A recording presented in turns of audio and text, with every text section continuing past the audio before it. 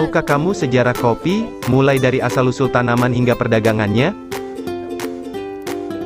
Berbagai literatur mencatat tanaman kopi berasal dari Abyssinia, nama daerah lawas di Afrika yang saat ini mencakup wilayah negara Ethiopia dan Eritrea.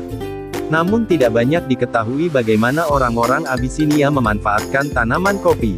Kopi sebagai minuman pertama kali dipopulerkan oleh orang-orang Arab. Biji kopi dari Abyssinia dibawa oleh para pedagang Arab ke Yaman dan mulai menjadi komoditas komersial. Di masa awal, bangsa Arab memonopoli perdagangan biji kopi. Mereka mengendalikan perdagangan lewat pelabuhan Mocha, sebuah kota yang terletak di Yaman. Dari pelabuhan Mocha biji kopi diperdagangkan hingga ke Eropa.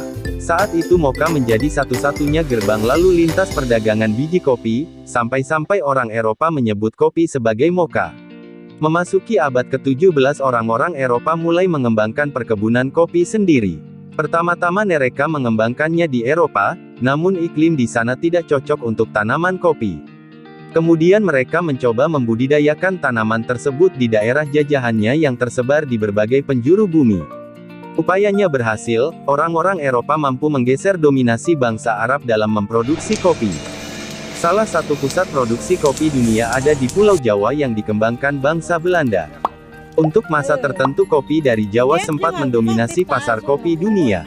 Saat itu secangkir kopi lebih populer dengan sebutan, Cup of Java, atau, secangkir Jawa. Menurut William H. Ukers dalam bukunya All About Coffee, 1922 kata kopi mulai masuk ke dalam bahasa-bahasa Eropa sekitar tahun 1600-an. Kata tersebut diadaptasi dari bahasa Arab, kahwa. Mungkin tidak langsung dari istilah Arab tetapi melalui istilah Turki, kahve. Perlu diketahui, di Arab sendiri istilah kahwa tidak ditujukan untuk nama tanaman, tetapi merujuk pada nama minuman. Para ahli meyakini kata kahwa digunakan untuk menyebut minuman yang terbuat dari biji yang diseduh dengan air panas. Ada juga pendapat lain yang mengatakan kahwa awalnya merujuk pada salah satu jenis minuman dari anggur, wine. Masih menurut Ukers, asal-usul kata kopi secara ilmiah mulai dibicarakan dalam Symposium on the Etymology of the Word Coffee pada tahun 1909. Dalam simposium ini secara umum kata kopi disepakati merujuk pada istilah dalam bahasa Arab, kahwa, yang mengandung arti kuat. Ada juga pihak yang menyangkal istilah kopi diambil dari bahasa Arab. Menurut mereka istilah kopi berasal dari bahasa tempat tanaman kopi berasal yakni Abyssinia. Diadaptasi dari kata Kava, nama sebuah kota di daerah Shoa, di selatan barat daya Abyssinia. Namun anggapan ini terbantahkan karena tidak didukung bukti kuat. Bukti lain menunjukkan di kota tersebut buah kopi disebut dengan nama lain yakni bun. Dalam catatan-catatan Arab, bun, atau bun, digunakan untuk menyebut biji kopi bukan minuman. Dari bahasa Arab istilah, kahwa, diadaptasi ke dalam bahasa lainnya seperti bahasa Turki, kafe, bahasa Belanda, kopi, bahasa Perancis, kafe, bahasa Italia, kaf, bahasa Inggris, kopi, bahasa Cina, kiafe, bahasa Jepang, kehi, dan bahasa Melayu, kawa. Pada faktanya hampir semua istilah untuk kopi di berbagai bahasa memiliki kesamaan bunyi dengan istilah Arab. Khusus untuk kasus Indonesia, besar kemungkinan kata kopi diadaptasi dari istilah Arab melalui bahasa Belanda, kopi. Dugaan yang logis karena Belanda yang pertama kali membuka perkebunan kopi di Indonesia. Tapi tidak menutup kemungkinan kata tersebut diadaptasi langsung dari bahasa Arab atau Turki. Mengingat banyak pihak di Indonesia yang memiliki hubungan dengan bangsa Arab sebelum orang-orang Eropa datang. Sejarah kopi di Indonesia dimulai pada tahun 1696 ketika Belanda membawa kopi dari Malabar, India, ke Jawa. Mereka membudidayakan tanaman kopi tersebut di Kedaung, sebuah perkebunan yang terletak dekat Batavia. Namun upaya ini gagal karena tanaman tersebut rusak oleh gempa bumi dan banjir. Upaya kedua dilakukan pada tahun 1699 dengan mendatangkan stek pohon kopi dari Malabar.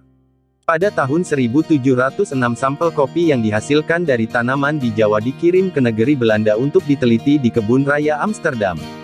Hasilnya sukses besar, kopi yang dihasilkan memiliki kualitas yang sangat baik. Selanjutnya tanaman kopi ini dijadikan bibit bagi seluruh perkebunan yang dikembangkan di Indonesia. Belanda pun memperluas areal budidaya kopi ke Sumatera, Sulawesi, Bali, Timor dan pulau-pulau lainnya di Indonesia. Pada tahun 1878 terjadi tragedi yang memilukan. Hampir seluruh perkebunan kopi yang ada di Indonesia terutama di dataran rendah rusak terserang penyakit karat daun atau Hemileia fastetics (HV). Kala itu semua tanaman kopi yang ada di Indonesia merupakan jenis Arabica Coffea arabica. Untuk menanggulanginya, Belanda mendatangkan spesies kopi Liberica Coffea liberica, yang diperkirakan lebih tahan terhadap penyakit karat daun. Sampai beberapa tahun lamanya, kopi Liberica menggantikan kopi Arabica di perkebunan dataran rendah. Di pasar Eropa kopi Liberica saat itu dihargai sama dengan Arabica. Namun rupanya tanaman kopi Liberica juga mengalami hal yang sama, rusak terserang karat daun. Kemudian pada tahun 1907 Belanda mendatangkan spesies lain yakni kopi Robusta Coffea canephora. Usaha kali ini berhasil, hingga saat ini perkebunan-perkebunan kopi Robusta yang ada di dataran rendah bisa bertahan. Pasca kemerdekaan Indonesia tahun 1945, seluruh perkebunan kopi Belanda yang ada di Indonesia dinasionalisasi. Sejak itu Belanda tidak lagi menjadi pemasok kopi dunia. Sekian dan terima kasih, semoga video ini bisa menambah wawasan kita bersama.